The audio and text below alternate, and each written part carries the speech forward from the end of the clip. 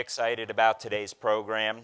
You can't go to DC and not hear from 100 events focused on cybersecurity, but this one I think is going a little more specific and trying to get a little more breadth and depth around the Department of Defense's cybersecurity strategies and approaches forward.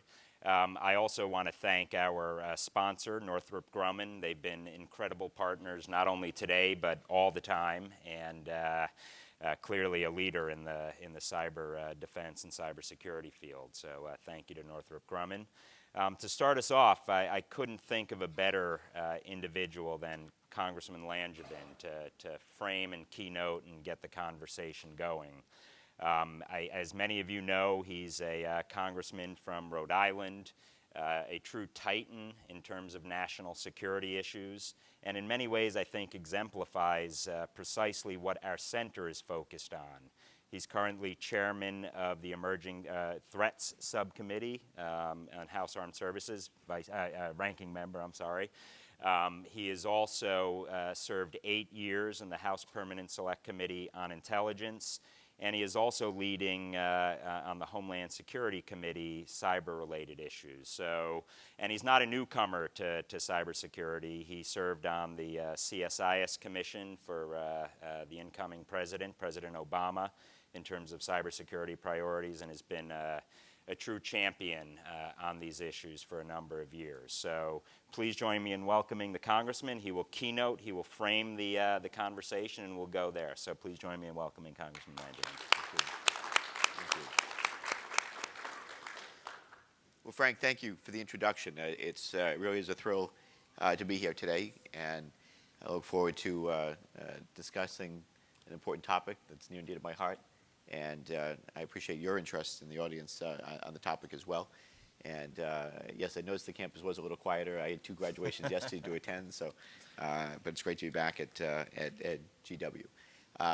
So let me just dive right into it. And cybersecurity, as Frank has mentioned, I've said often is a passion of mine for almost a decade now. And I'm always excited to have the opportunity to share my thoughts on a very important topic and to learn a thing or two, of course, from the real experts, and I'm looking forward to hearing the panel that comes up next. But I once again just want to begin my remarks by highlighting for all of you the important work that Frank and his team at the Center for Cyber and Homeland Security are doing here at George Washington University. GWU is recognized early on the tremendous shifts in security policy that are going on over the past 2 decades, and CCHS, its Think and Do tank, is a culmination of the university's efforts in so many ways. So I recognize that and salute you for that work and thank you for it. Whether it's sending experts like Frank up to the Hill to testify, as he did a few months ago in front of the Homeland Security Cyber Subcommittee, at which I sit, or leading research projects like the Task Force on Active Defense, CCHS is helping to move the cybersecurity conversation forward. So I'm appreciative of the effort and support the work that you're doing. I'd also like to thank Northrop Grumman, of course, for sponsoring the event. They are real leaders in cybersecurity and also developing the next generation of cyber warriors. I'm a big fan of the work that they are doing in sponsoring a program like the Cyber Patriot program, which is a very, very big deal for our young people. And I know there are there's numerous corporations that are also supporting the effort, but I know that this is a signature program for Northrop Grumman. So thank them for that. Mike Papay and I were at a cyber roundtable hosted by the Naval War College about a month ago, and I found his insights as an industry expert to be sharp as ever. So thank Mike for that as well. So we're here today to examine the DoD cyber strategy, which celebrated its first birthday last month, ironically. But before I dive into my thoughts on the strategy and on cyber deterrence more broadly, I want to take a quick moment to touch on some current events. First, as many of you no doubt aware, the FY17 National Defense Authorization Act is going to be on the House floor this week. Thankfully, we're stretching that over a few days as opposed to what we did, and I was saying earlier in the green room, the way we do the NDAA is, unfortunately, they determined to do it all in one day. And I'm convinced it's just to beat us into submission, so we just get through the thing and get it done quickly. If I ever become chairman, it's going to be done over 2 days, but in any event, we'll have time to really more thoughtfully deliberate the bill when it hits the House floor this week. And while I have some concerns about grossly underfunding our overseas operations in service of the base budget, I'm certainly well aware of the continuing harm being done by sequestration, and I really do believe that the bill has a number of worthy provisions. So I'm particularly pleased that the members on both sides of the aisle are in strong agreement that critical policies surrounding cybersecurity must not be put in jeopardy, and they are properly resourced in the bill, which I'm pleased to see. So this NDAA prioritizes cyber funding overall, sustaining investments in personnel and capability development that must not lag as we continue to stand up the cyber mission force. So the NDAA also fully supports U.S. Cybercom, elevating it from a sub-unified command under STRATCOM to a full combatant command. I think this is the right thing to do. It's been a long time in moving this way. Hopefully the Senate will go along with this thinking. I think the House has been more forward-leaning on this, especially since it's in our NDAA, but I think the Senate's moving in the right direction as well. This new status will allow for active promotion of a joint environment with common standards, such as issuing guiding frameworks for doctrine, organization, training, and leadership, education, and policy. And I'm glad the NDAA takes this vital step. As reported, the bill also contains a number of provisions I champion on cybersecurity. On workforce development, it calls for DoD to engage public-private partnerships, including for Reserve and National Guard components to train cyber protection teams. Today, there's a bottleneck at DoD schoolhouses in allowing them to focus on DoD-specific training, whether by accepting certifications or utilizing private sector educational materials. I believe will help increase the throughput, which is something that's, I think, vitally needed.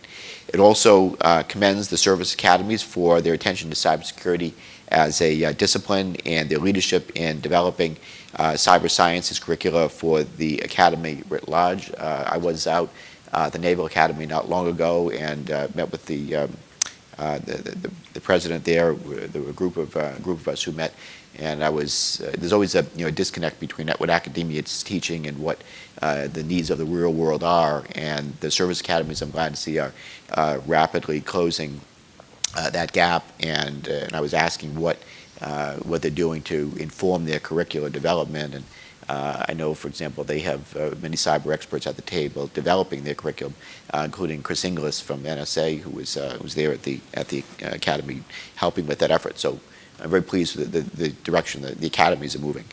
The NDAA also contains a reporting requirement that I authored that requires DoD to clearly state its concerns with recent export control restrictions on intrusion software added to the Wassenaar arrangement. This is a terribly wonky topic, so I'm not going to bore you with a lot of the details. Suffice it to say, the controls could have a devastating effect on our economic and national security if implemented as written. And I've been at the forefront of congressional efforts to alter U.S. cyber policy on them. So that would have Wassenaar, as originally written, would have restricted cyber information sharing, and it would have stymied cyber research, as experts in the field have reported to us. So we're working to see that altered. And the bill calls for clarification of defense support of civil authorities' roles and responsibilities, a problem I've heard about on both the Armed Services and Homeland Security committees. As I mentioned, expect to see the NDAA on the floor later this week before action moves over to the Senate side of the Capitol. So we're moving ahead on that. And thankfully, cybersecurity concerns tend to be bicameral as well as bipartisan, and I certainly look forward to working with my colleagues in conference to support them. So with that, on a more personal note, now I just returned from a trip to Israel. It's focused on cybersecurity. They are very forward-leaning in the field of cybersecurity. I'm pleased to see the efforts, and I learned a lot while there. Representative John Radcliffe and I met with an array of experts from the public, private, and academic sectors to discuss Israel's exploding cybersecurity market. To give you an idea of scale, Israel is what I understand, is the second largest exporter of cybersecurity products and services behind only the United States. There are actually elements of the U.S. government and also in our critical infrastructure, particularly our banking system, that use key Israeli cyber technologies, just to give you an idea of how important their work is that they are doing. So I strongly believe that deepening our relationship with Israel and the sector will be mutually beneficial to both of our countries. I'm looking to see how we can further develop that relationship, and as I'm working on legislation that would facilitate partnerships both in research and development in policymaking. Congressman, I might note everyone should read Ellen Nakashima's article today on Beersheba. So yes, a shout out to Washington Post. Yep, I've read it as well, and it's very thorough. So, Israel has some unique governance characteristics that have helped it stand out in cybersecurity. I met a lot of Unit 8200 veterans during my trip, something no doubt greatly facilitated, of course, by mandatory service. 8200, as many of you know, is their cyber unit, and they get exceptional training there. But Israel is also uniquely motivated by the existential threat that it faces from its neighbors, a threat that is obviously increasingly being realized in cyberspace. We all deeply appreciate that what years ago could have only been accomplished with an attack using use of kinetic weapons can now be done with a few keystrokes, and they clearly get it. Israel's massive investment in cybersecurity is in part intended to deter its enemies and really protect itself from its enemies from damaging its critical infrastructure or military capabilities through cyber attack, something that it has, to this point, been able to accomplish. Of course, the purpose of the Department of Defense's cyber strategy is, according to Secretary Carter, to guide the development of DoD's cyber forces and strengthen our cyber defenses and deterrence posture. So how are we doing 13 months in? Since Frank asked me to talk about deterrence, and since it's a central goal of the strategy, I'm going to frame my assessment with reference to the strategy's deterrent effects. When we think of deterrence, we often think of the nuclear analog, if we will, which itself is based on the principle of so-called retaliatory deterrence, the idea that if you hit me, I will hit you back so thoroughly that it will never be worth making the move in the first place. Well, unfortunately, the retaliatory model is here in cyber insufficient when it comes to describing the theory of cyber deterrence. Instead, just as NIST has their 5 phases of cyber risk management, which is identify, protect, detect, respond, and recover, so too does cyber deterrence have components. So denial, resilience, and response.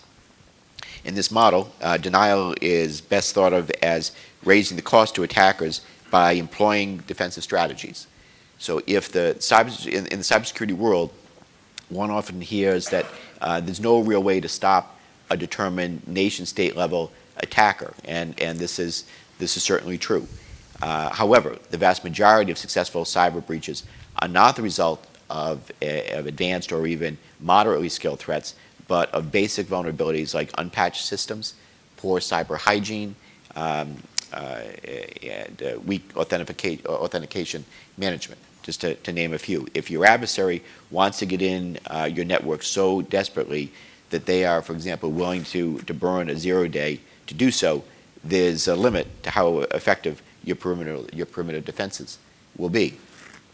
But 0 days are expensive, and once discovered, they can't be reused. So when a malicious actor is forced to think about the cost of an attack and the fear of missing out on another target if the vulnerability is patched, the cyber playing field begins to tilt in our favor.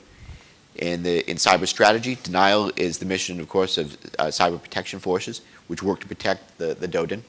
The cyber protection teams allow cybercom to target and fill security gaps swiftly and efficiently. but they cannot handle the entire denial mission alone.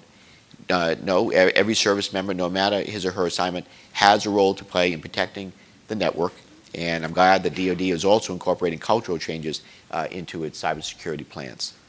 So while the department is still working out how best to effectuate this shift in mindset, I certainly look forward to the security culture playing a greater role in the strategy going forward. So incidentally, of course, we in Congress have been working on denial as well. In the information sharing legislation that we passed last year, it's designed to make every piece of malware, every command and control server, all of the infrastructure needed for a cyber attack a one-off. So while implementation is only just getting started, and while there's no silver bullet, there never will be, hopefully we will see marginal bad actors start to fall off, allowing us to better focus on the real threats. So if denial is about raising the cost of attacking, then resilience is about lessening the payoff. Resilience can be as simple as having an offline backup. How many ransomware attacks could have been prevented if the backups had not been connected to the network and thus infected as well? If you think about it, right? More often, though, resilience is about having policies and processes in place once the perimeter is inevitably breached.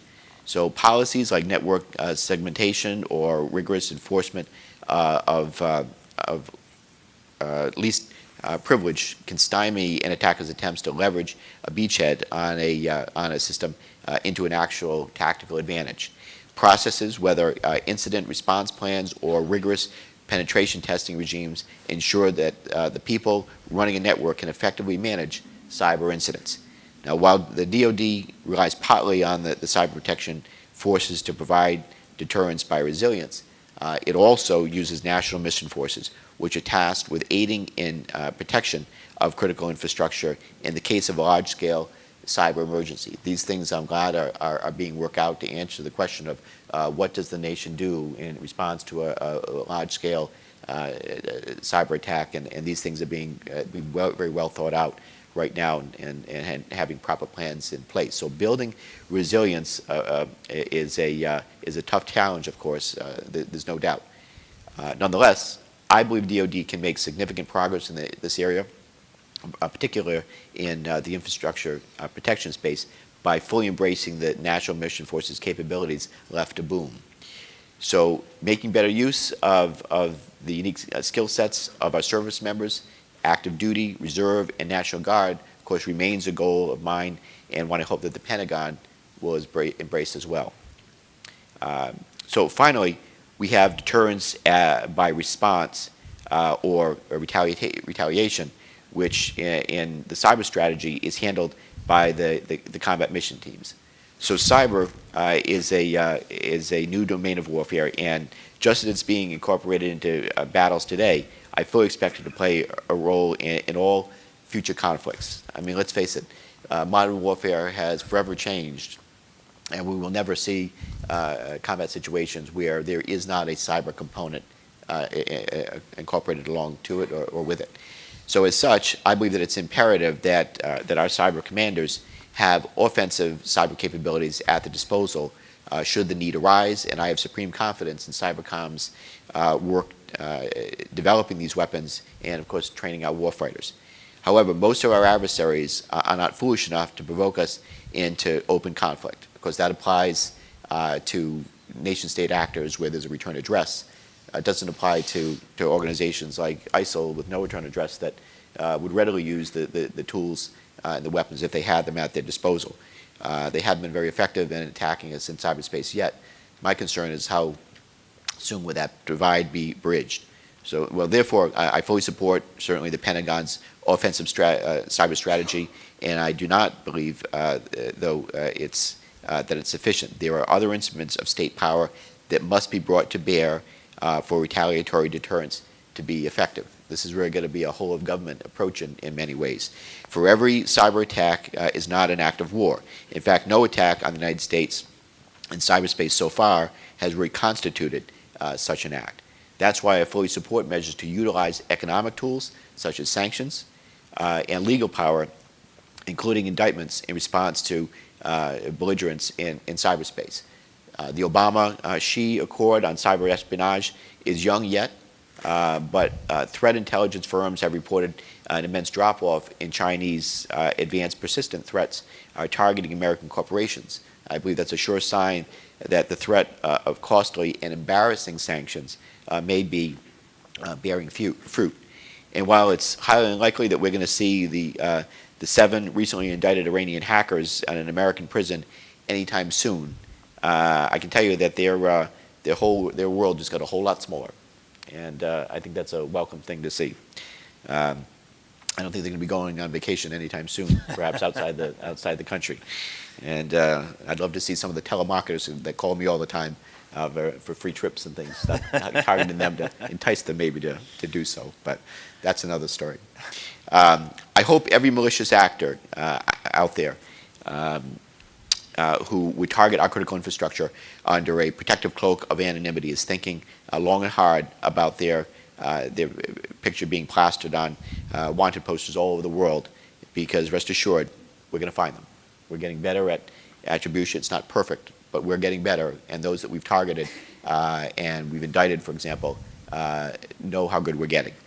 So when I started delving into cyber policy a decade ago, I never thought it was going to be easy. In fact, it was partly the challenge and the fact that Congress at this point largely had shied away from the challenge that really drew me into it.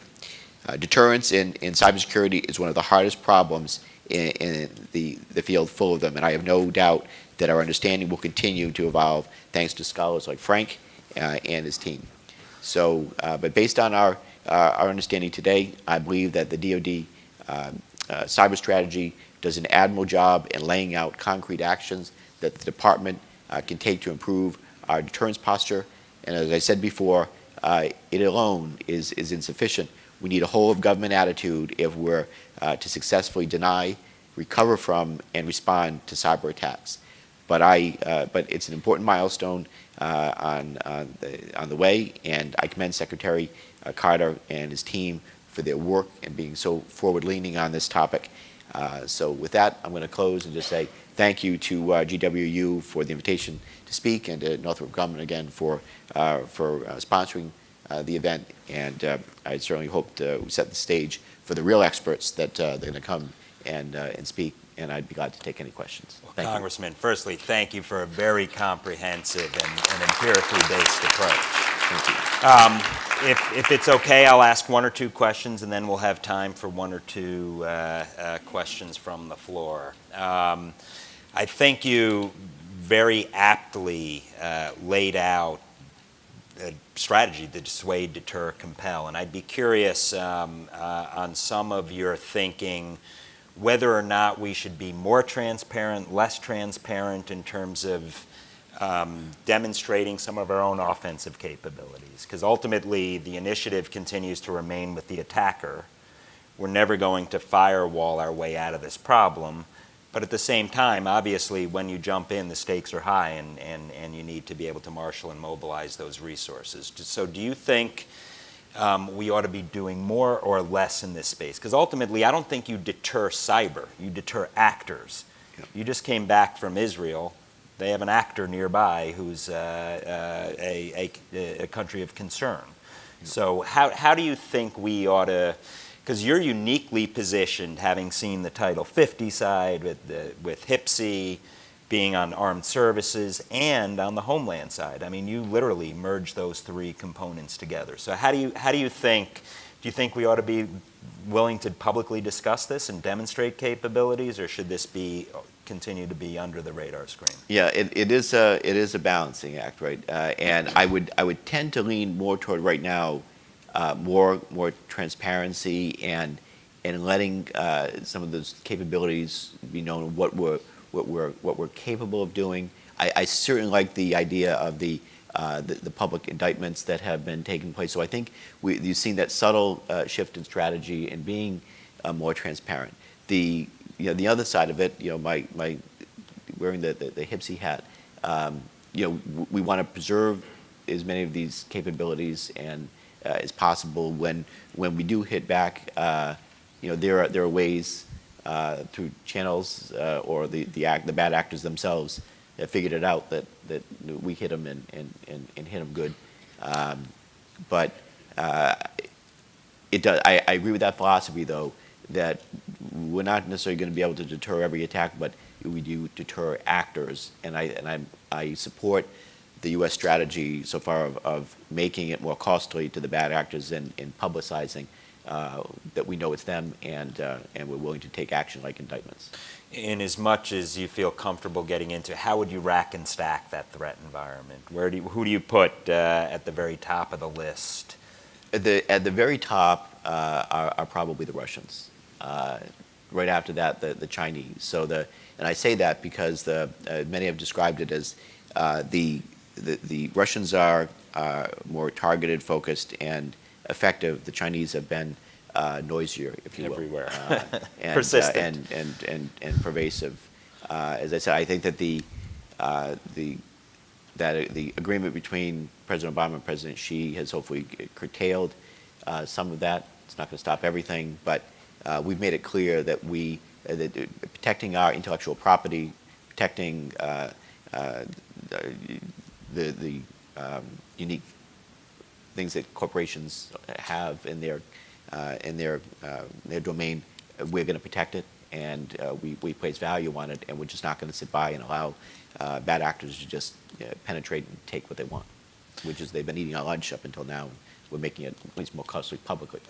And non-state actors, I think you rightfully highlighted that, yes, they haven't demonstrated the same capability as maybe their intent, but that could only be a matter of time. I mean, when you're thinking about ISIS, ISIL, when you're thinking about other ideologically, whether jihadists or any ideology, I mean, is that something you think we're going to be spending a lot more time thinking about going forward? I do, because when you think about the sympathizers with the ISIL philosophy, these are in many ways not dumb people. I mean, they're some very intelligent bad actors who are cooperating with ISIL. And right now, the worst weapons are in the hands of nation states that I've often said have the ability to use them, but not necessarily the will. And then you have organizations like ISIL that certainly have the will, but not the weapons. And it is only a matter of time, I believe, before that gap is bridged, and we do see the worst weapons in the hands of bad actors like ISIL. And my last question before opening it up is, looking at alliances, do you feel we should be, because I mean, cyber is its own domain, but it's integrated obviously into all existing air, land, sea space, all existing domains, and all existing international organizations and platforms. So beyond the Five Eyes, US, UK, Canada, New Zealand, and Australia, where do you see that next NATO? Where do you see them fitting in EU? Because it's not just a military mission, it's obviously a diplomatic mission, a trade mission, an economic mission, a law enforcement mission through entities like Europol. How do you see that next level? Bilats, US-Israel, bilats maybe US-Estonia, Japan, handfuls of countries. How do you see that playing out? Do we need something new, or do we just build on existing? I guess I'd say all of the above, right? There you go. That's the right answer. You know, definitely bilateral relations where they make sense, more broadly on the international front where possible. As I've often said, that we're not going to, government, for example, can't solve the cyber challenge on its own, neither can private sector. You have to have the public-private partnerships. The more that we can have international cooperation, especially with our close partners and allies, the better. Information sharing, robust information sharing is helpful, just as we passed information sharing legislation here that will better protect the government and the private sector. We can and should be doing that more broadly with our international partners. The other thing I'll say we also need to focus on, as we hear a lot about now, this pivot to the Asia Pacific and the capabilities that we are going to be up against. We also need to make sure that our allies in the region have robust cyber defenses as well, if that's going to be a partner in making sure that we are effective in the Asia Pacific. We are only strong as our weakest link, and if our partners in that region cannot defend their own network at a time where we may need them to be robust in their capabilities, we have significant challenges on our hand on the security front. That's spot on, and I think it does require some new energy into some of these bilats and regional, because ultimately, I mean, yes, you've got China, but you also have North Korea, who may be more likely to turn to computer network attack or cyber means to Right. destabilize neighbors. We have time for 2 quick questions. Please identify yourself. We'll go here, and then Harry will go there, and maybe we'll try to get one more. Please identify yourself, too. Thank you, Congressman. Bill Dank with Stevenson Group Global. Hi, Bill. 2 questions, kind of separate, but and following up on Frank, you mentioned the Wassenaar rule being considered right now. Could you talk a little bit about, is it the list of countries, is it the services and products, or is it the process? And how does that integrate with doing bilaterals and other agreements at NATO? And the other is, where is Congress on EMP shielding for critical cyber infrastructure? Okay, so let me take Wassenaar first. It's more in the process, I believe, when the language was first negotiated. To many it seemed easy, and you want to keep bad cyber technologies or malware getting into the wrong hands, but it inadvertently restricted cyber information sharing. That's the problem. And I think part of it was that we didn't have enough of the technology experts looking at this and thinking it through. We were applying a kind of a Cold War legacy agreement. They covered more hardware and trying to apply that to software and information sharing, and it went too far. So technology control language was overly restrictive, and now we've got to go back and try to renegotiate, which is, it's not going to be easy. There are some kind of countries that haven't bought into this yet, and they don't see the problem. I understand that some of the technology companies are going to be able to talk peer-to-peer in upcoming Wassenaar meetings, and I'm hoping that they can convince their policy makers to make the right changes. But we're not there yet. We had to basically, I helped lead an effort along with my colleague Mike McCall, Congressman McCall from Texas, where we're hosting on Thursday, by the way, so please join us. Great. And so he and I led an effort to get the attention of our colleagues, writing a letter. We had 124 members of Congress who wrote to National Security Advisor Susan Rice, asking her to convene the interagency and looking at this from a national security perspective. And when they did the deep dive on it, they said, oh yeah, we do have a problem here, and we've got to renegotiate this language. So thankfully, that's the guidance that was given to state, and they're in the process of going through that right now. But initial meetings, it's been harder than we thought. On EMP shielding, that's a difficult one. And I was years ago, I took an interest in EMP, and I had talked to an expert about it and how difficult it is and expensive it is. That you can shield everything that you think you need to shield, and you leave something like a pencil point unshielded, and you may not as well have done any of it. So it's probably oversimplifying, but made the point to me that this is hard and expensive, and although it's discussed, there's I don't really have a current update on where they are on EMP shielding.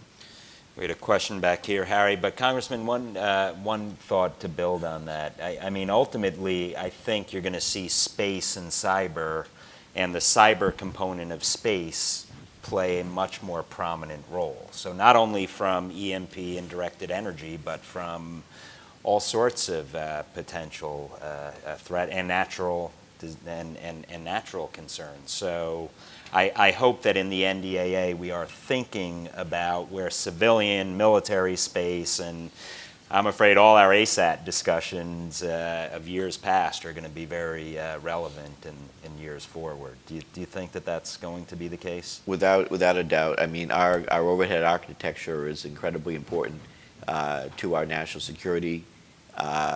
My concern is that there's room for miscalculation there on the part of an adversary, that they could take action which they think is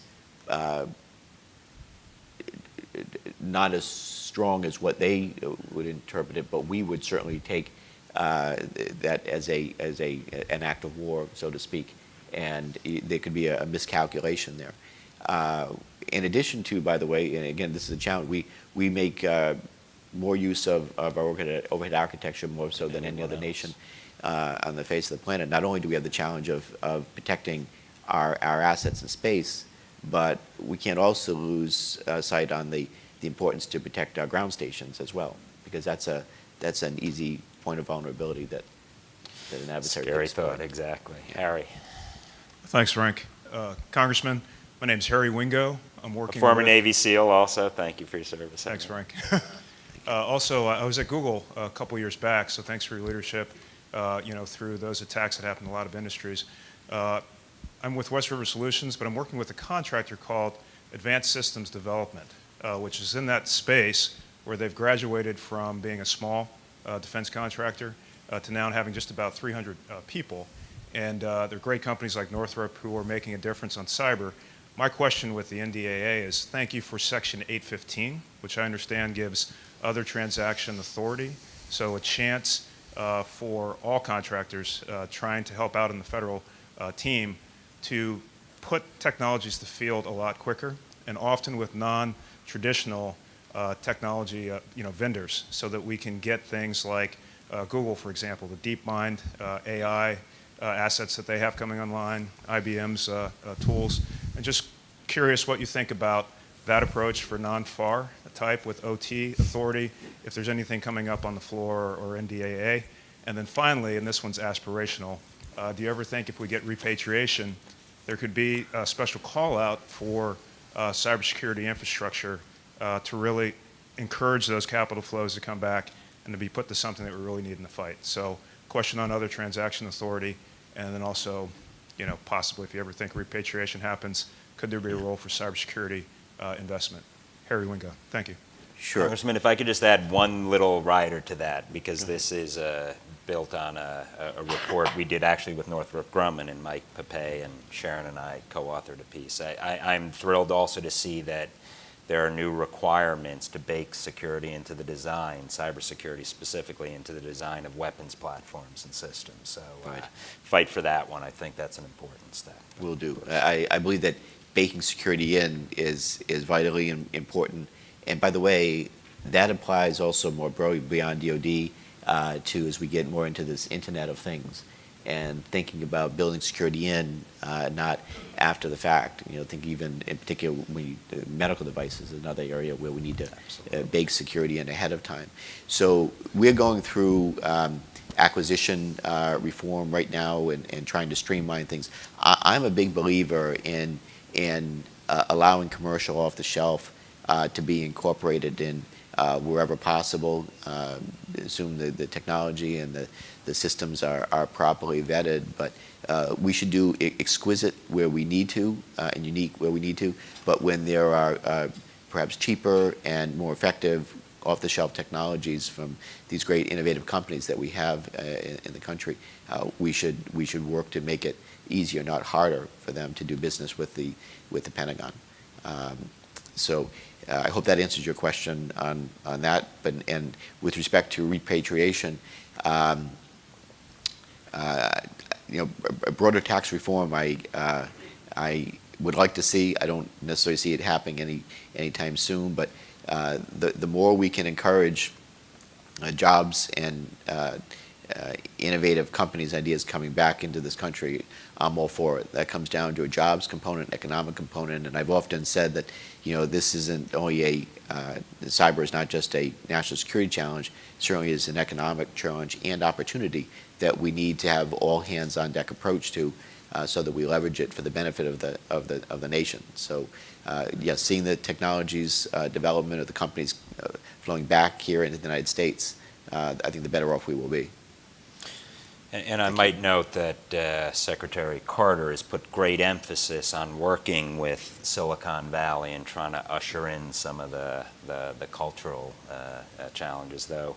Culturally, they are a little different. Sandal meet wingtip, not exactly seeing eye to eye on some of these issues. But I think there's positive development. Yeah, we have a new initiative. I know the Secretary Carter has a new initiative of having someone working more directly with Silicon Valley to make us aware of the technologies and capabilities that exist in Silicon Valley and how we can better partner and make use of those technologies within DoD. Just to make sure I'm not biased to the right, we'll get a question to the left here, last question. So. Thanks, and thank you, Congressman. My name is Tim Rideout. I'm with the German Marshall Fund.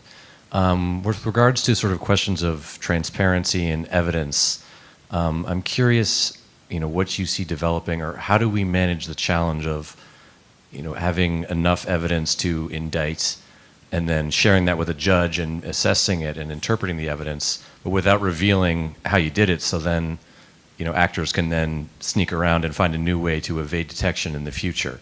And are our judges, capable at this point of understanding what all of these, what constitutes a proper standard of evidence in order to indict someone? Thanks. Yeah, so, and that's why in many ways these decisions have been made at the very highest levels of the U.S. government, because in going so far as to bring an indictment and having to do everything it needs in terms of laying out the evidence to how you arrived at that conclusion, you're giving up something. But I think that in cases like this, that it's an important step to take. I think it was the right thing to do. Did we give up something in terms of transparency and the individuals and the countries that were involved in the indictment? We definitely had to reveal some of our unique capabilities, but I think the deterrent factor that it had was evidenced by the agreement, the Obama-Xi agreement, for example, and I think it was the right tipping point. But I think it's a case-by-case basis, and going forward we'll have to keep reevaluating these things. But there is a trade-off, and it's one we've been reluctant to use in the past up until this point, but had to take I think the extraordinary step to send a wake-up call that we are getting better at attribution. It's never 100%, but I can tell you, I'm pretty confident saying that the people that were indicted, they know we were right, and hopefully that sends a clear message to the nation states that were sponsoring them, obviously, that we're getting better at attribution, and they can't operate with impunity. Congressman, and I think it did underscore that a smoking keyboard in this case was found, and it put real weight to the statements that were made state to state that, hey, you were caught with your hand in the cookie jar. And I just had dinner with the U.S. Attorney, and the story behind it's really fascinating. So who prosecuted that, or who brought forward the indictments. Congressman, let me thank you for your leadership. Let me thank you for your time. Keep fighting the good fight. The country is better for it. Obviously, Rhode Island is as well. But you've really elevated these issues to a national level, and let me thank you for joining us today. We're going to get into a discussion immediately with an amazing panel to bring further light to some of what you discussed. So thank you. Thank you very much.